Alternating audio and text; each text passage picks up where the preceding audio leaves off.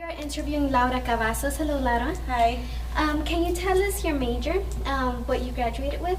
I graduated from the University of Texas Pan American, now UTRGV, and my bachelor's degree was in journalism, broadcast, and my minor in Spanish. Great. How did you start your career? My career started with an internship with the Edinburgh Consolidated Independent School District. They have a TV station called Cats TV, so it's only local. And there we did stories on teachers, students, parents, events. And so we had to take all of our equipment and set it up and do the interviews, and then we edited them and we showed them on our little TV station. So that's the first time I got experience working in journalism. How many years were you working in each station? The first one was a year because it was a grant. So our internship was only for a year. And then after that, I worked at Telemundo for 5 years. And there I did everything from graphics all the way to reporting and anchoring. And then I was at Univision for another year. And then after that, I was with the Texas Comptroller, and I was there for 2.5 years. Nice. Can you give us, or can you tell us a story, an example of one of these ethical situations you found yourself in? Yes, I'm gonna share the very first one that almost got me in a lot of trouble. Okay. I was starting out, and when you're starting out, you rely on your supervisors to guide you through your work. And they are your quality check, right? They've been doing it for a long time. When you're doing something for the public, you need to make sure that you're being ethical, and also not only for your own reasons, but legally. A lot of the ethical boundaries also intertwine with what's legal and illegal to show on TV or to express. And so I had a story about a little boy, and his parents called that he had been ridiculed during a corporal punishment.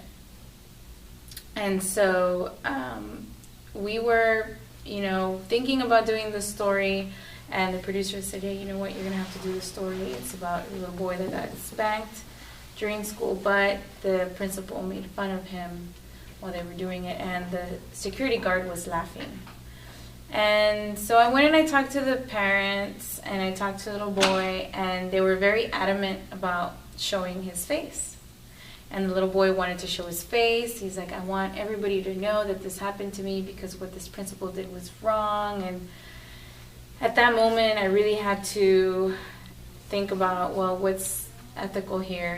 What's the right thing? I mean, showing his face, even though they wanted to, wouldn't be the best thing because it can affect them in school. He could be bullied. It could be something that can carry over for a long time. So I had to make that first ethical decision and not show their face. The second one was we couldn't get a hold of the principal. So we got a hold of the school district. The school district said no comment. So I had to just say, they had no comment. And the principal found out the next day we did the story, and he wanted to sue us. And wow. So, I checked with my producer and said, look, we don't have a comment from him. Should we do it anyways? She didn't even ask me to ask the school district for a comment. She didn't ask me to ask the principal for a comment. She didn't ask me to get the school side of the story before I did the story. And I don't know why. But if I wouldn't have listened in my media law and ethics class with Professor Petra Guerra, I wouldn't have made that decision, you know what, I am going to ask for a comment from the school district before I ran the story. And I did that on my own. So I think when you're in school and when you do a lot of training exercises. You have the support of people that you can trust, and you have a workbook to follow. But when you're out doing the stories, you may not have anybody to support you, and on top of that, you may have people that really don't want to see you succeed. So knowing your ethical boundaries and as well as your legal ones is key to surviving in this type of work.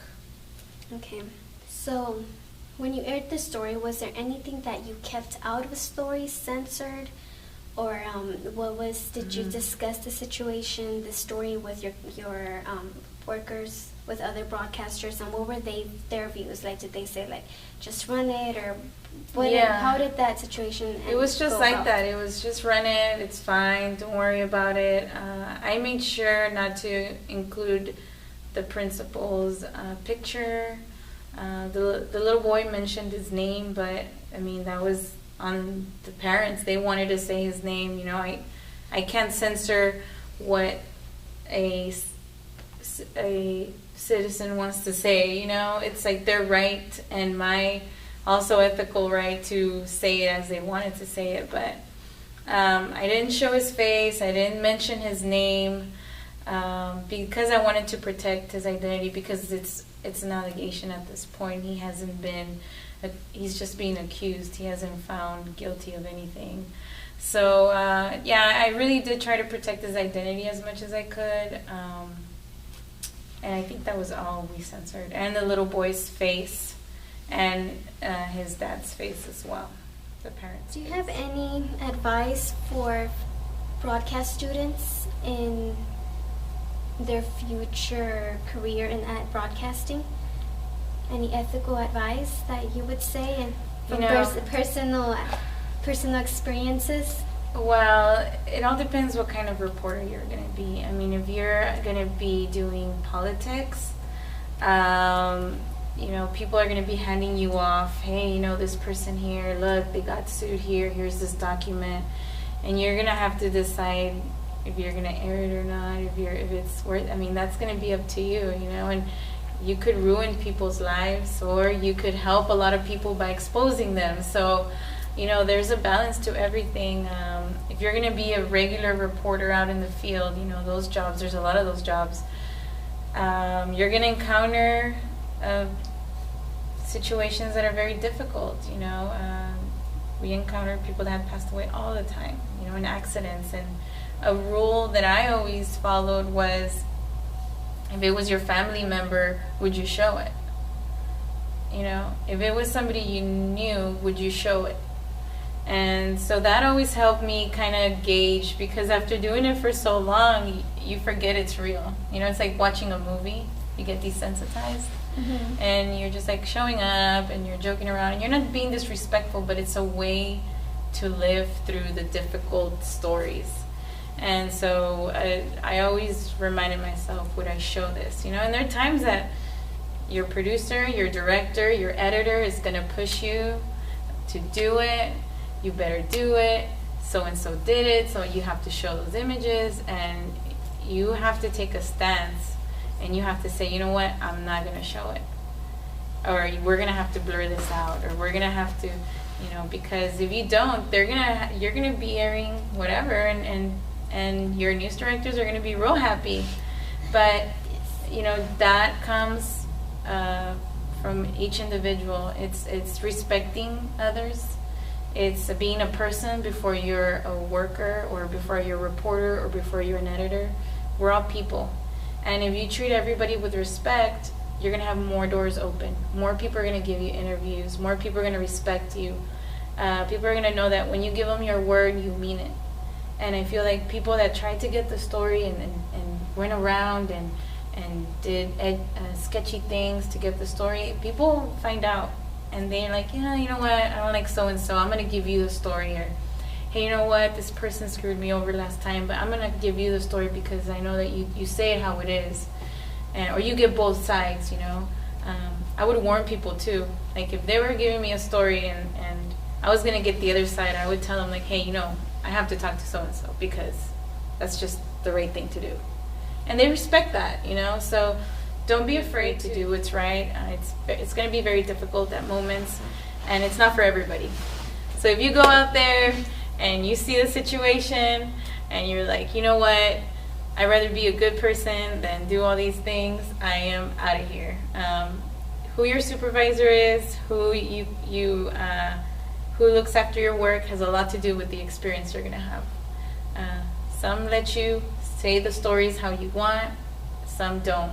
So it's finding the right place to work at that respects you and your ethics, because we see the Mexican channels and we see the American channels and how different the ethical boundaries are. And it just goes to show you which people stood up for what they believed in and which ones didn't. So that would be my advice is, first, put yourself in that prison situation. Second, it would be respect your word, respect others. And the third would be honest with yourself. If this is not for you and it's not making you happy, there's other options. I didn't leave because I wasn't happy. For me, it was more of a scheduling, because when you do that work, you're always on. So I had gotten all that. I had gotten it down to where I could stand up for myself and follow my guidelines, but you're gonna have to be immersed in it always. It's not a part-time job, even if it is a part-time job. You're always on call, so you have to be responsible enough, and that's also part of being ethical. You have to be available for everybody, because if you take somebody's phone call, you don't take the other person's phone call, they're gonna say, you know what, they're favoring this station, or this reporter is favoring so and so. So you always have to answer everybody's phone call, and you have to respond to everybody to be equal. Okay. Alrighty, well, thank you very much. You're welcome. Thank you for your time.